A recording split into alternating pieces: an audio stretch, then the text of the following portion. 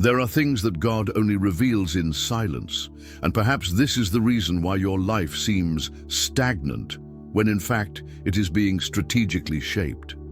While the world teaches that those who remain silent consent, heaven says, "He who is silent wins." Yes, that's counterintuitive. What if I told you that many of your delays happened because you talked too much, too soon to the wrong people? The chosen ones are not forged on stage, but in the cave. The spiritual loneliness you feel is not abandonment, it is divine separation. There's an invisible war going on, and your weapon now, it is silence. God is hiding you to protect the purpose.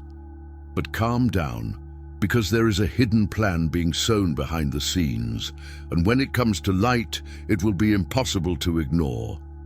This series will reveal secrets that few dare to say, why you need to stop justifying yourself, how to react to attacks without contaminating yourself, and what to do while the sky seems silent. It's not just about being quiet. It's about understanding why you're silent, and when that makes sense, your life changes, totally. If this topic is already poking you inside, comment here 7, the number of divine preparation. I want to know who are the chosen ones who are ready to listen to what heaven has to say. There are people who think that silence is weakness, but the chosen ones know that it is often just the opposite. When the world demands noise, spiritual silence becomes a powerful armor. It blocks the spiritual attack that comes disguised as provocation, judgment, or gossip. Not responding is often letting God's voice speak louder. It's a way of saying, I don't need to prove anything to anyone. God knows. Imagine someone who suffers an unfair accusation at work. The immediate reaction would be to defend himself, to rebut, to shout. But those who have divine discernment understand that in certain invisible wars, the best response is silence. It is there that divine protection comes into play, shielding God's purpose. While many spend energy trying to justify themselves, the chosen one is clothed in peace. And those who observe feel there is something different about him. Silence also prevents words from becoming weapons against us. Have you noticed how the enemy loves to use what you say to weaken you? When you don't respond to the attack, you diffuse the trap. Silence guards God's hidden plan that is still being revealed. And between us, there are things that only work when they stay secret. Talking too much can be the biggest leak of your destiny. The chosen one does not remain silent out of cowardice, but out of spiritual maturity. He has already understood that the real battlefield is not in what one sees, but in what one discerns. The invisible war is won with wisdom, and silence is one of the sharpest weapons. While the immature want the stage, the prophets of silence operate behind the scenes with authority, and believe me, they move much more than they appear. And if silence is an armor, then it is also a code, a celestial language that only those who have intimacy with the high understand. That's why at certain times you feel misunderstood. It is not rejection, it is consecration. God is teaching you that what he means, it will rarely be said in noise, and that's where the next level comes in. It is curious how many expect God to speak with thunder, but he prefers to whisper in silence. The chosen ones learn that noise is distracting, but spiritual silence aligns. It is in this sonorous emptiness that the voice of God becomes more audible, clearer. And it is not just about listening with the ears, but about perceiving with the heart. Divine discernment is born when the noise from outside ceases. Think about the life of someone who is facing an important decision, moving to another city, taking a new job, ending a relationship. The tendency is to run to 1,000 pieces of advice, motivational videos, or even random guesses. But those who have experienced the time of waiting know, in silence, God reveals the way. He doesn't answer screams, he answers surrender, and this only happens in the quiet. There is a difference between the absence of noise and the presence of listening.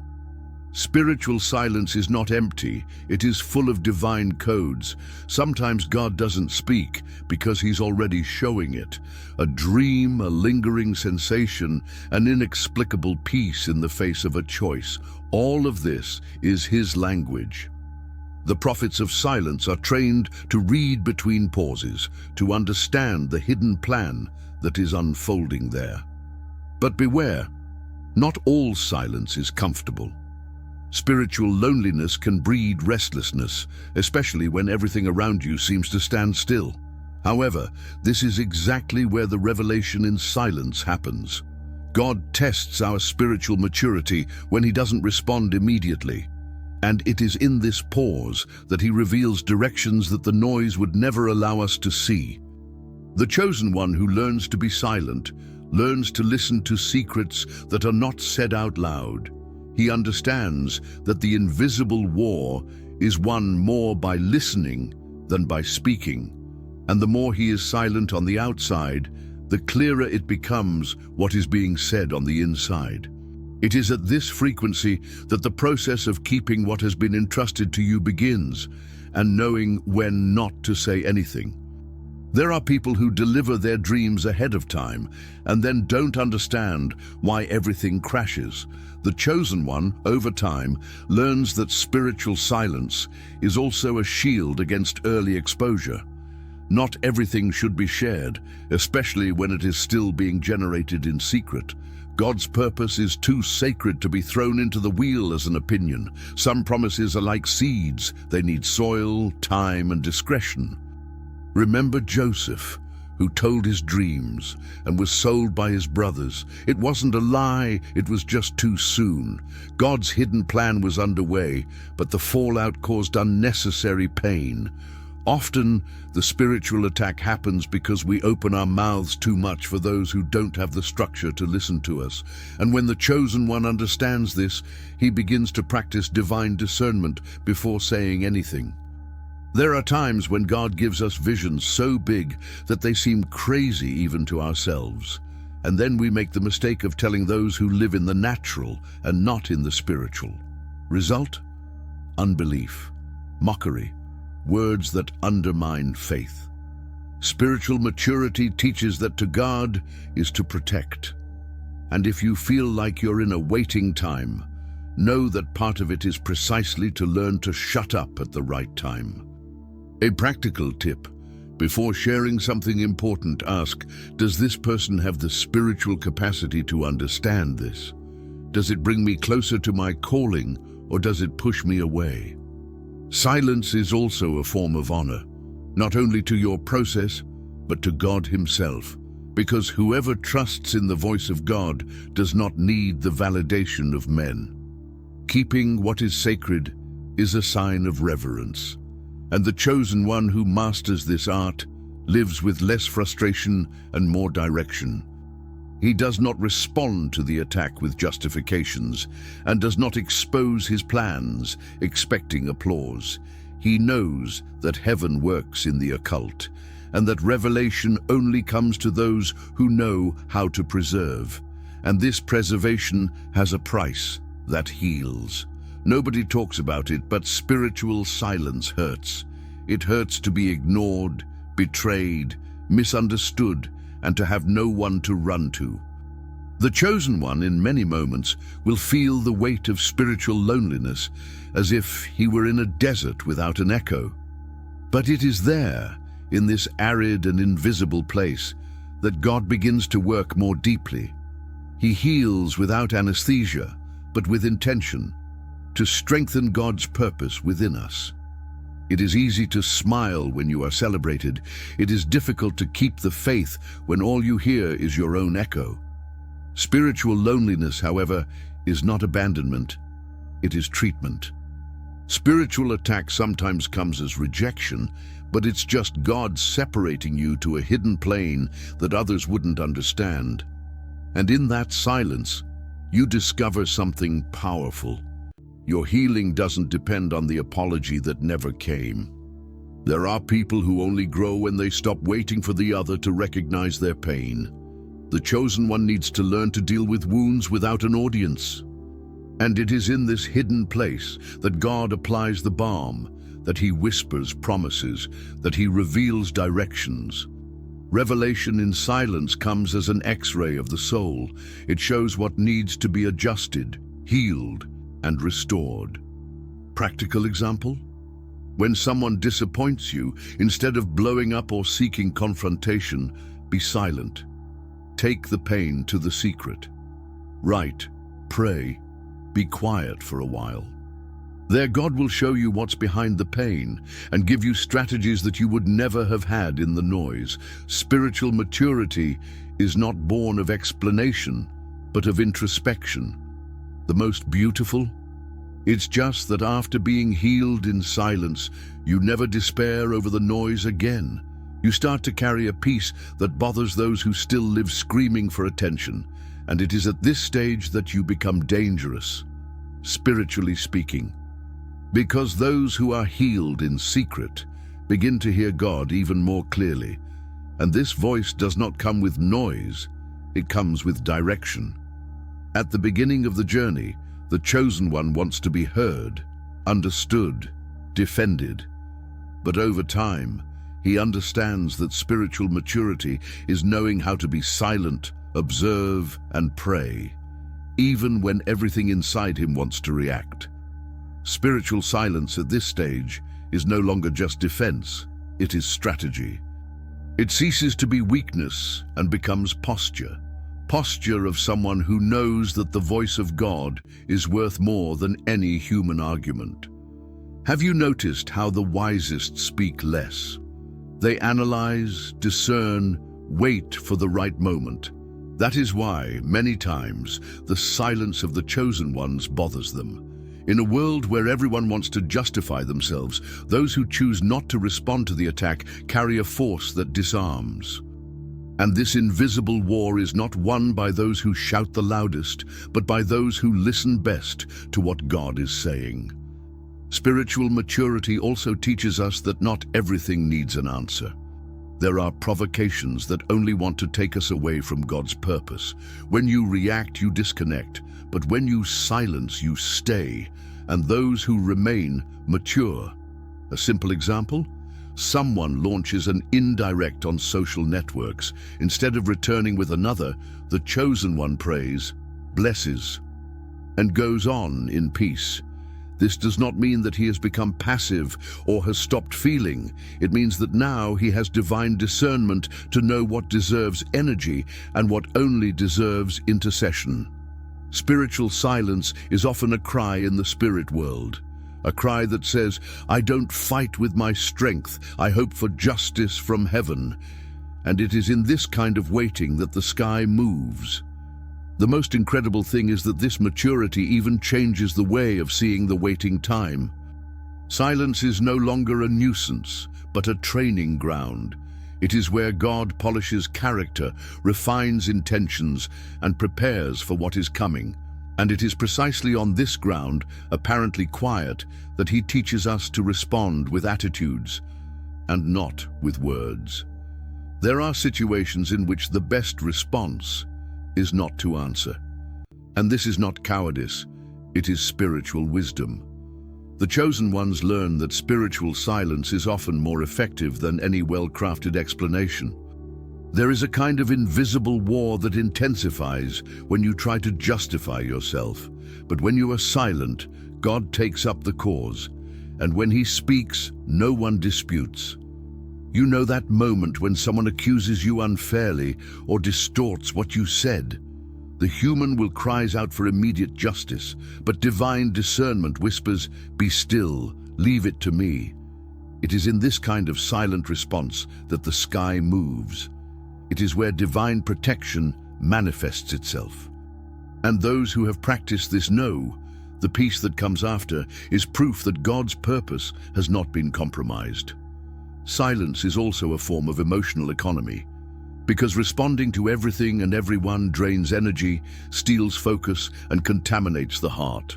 The chosen one learns to differentiate what is an offense and what is a distraction. And for those who live a waiting time, each wrong reaction can be a delay. Therefore, silence becomes a shield. It protects, strengthens, and drives away the noise that hinders spiritual vision. A practical example? Did you receive an unfounded criticism? Before answering, breathe. Now, he asks God, does this here deserve an answer or intercession?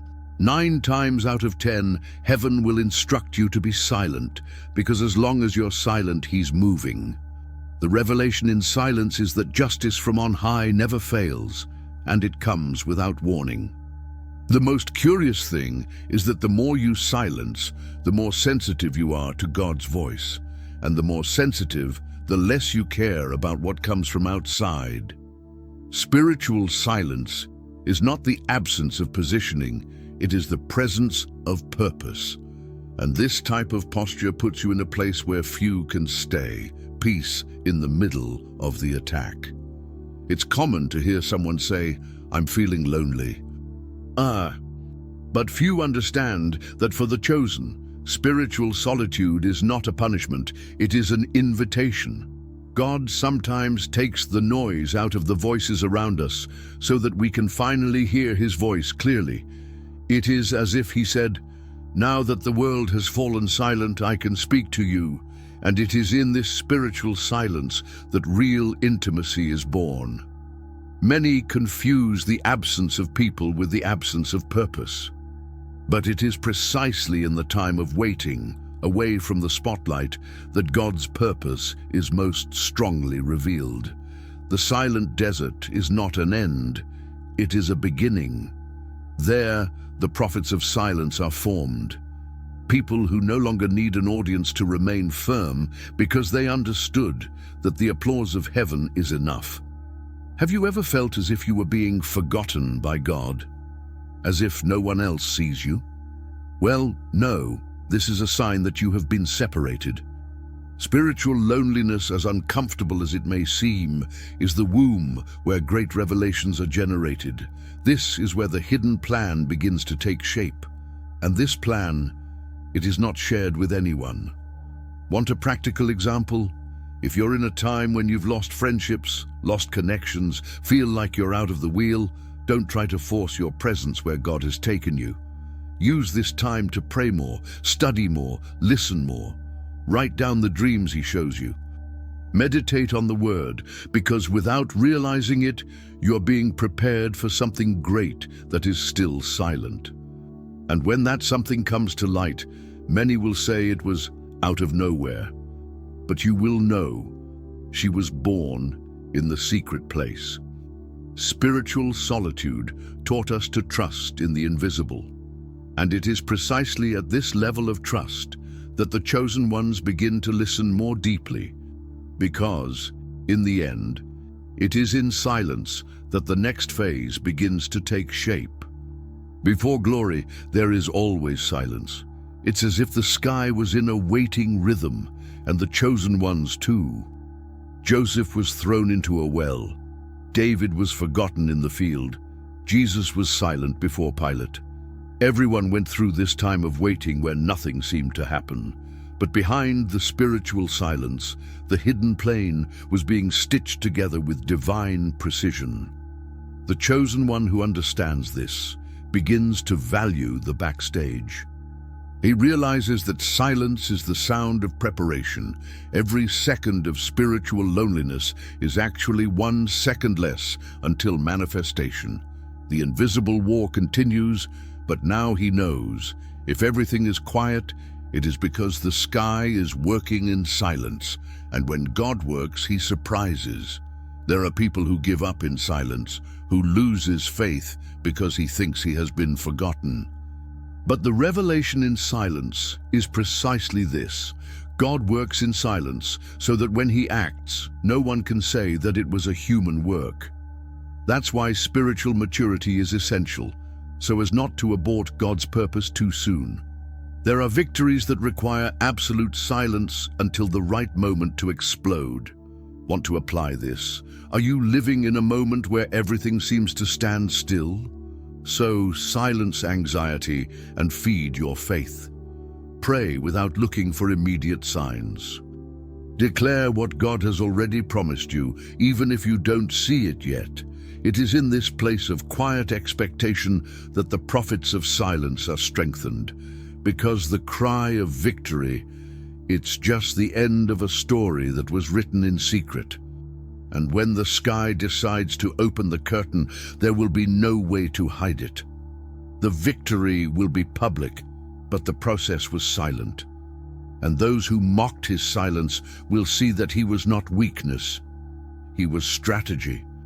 And this strategy will still be used again very soon. Have you realized how much silence can be a powerful weapon? How many times have you felt forgotten, despised, in spiritual loneliness? And now you realize that you were actually being trained. God does not work in a hurry. He works with purpose, and yours, chosen, is too big to be revealed in the noise. But the question is, will you be able to hold the silence until the cry of victory? How many times have you reacted when you should have been silent? What if you had chosen to be silent and trust? What would heaven have done for you at that moment? It's time to apply what you've learned, to silence when everything calls for a reaction, to protect what God has entrusted to you, from growing in the secret to being exalted at the right time. Now tell me, which of these truths about silence moved you the most? Comment below. I want to know if you felt the weight of revelation as I did when sharing. And if this message made you reflect, subscribe to the channel and activate notifications. Because the journey of the chosen ones is just beginning, and we still have a lot to learn together.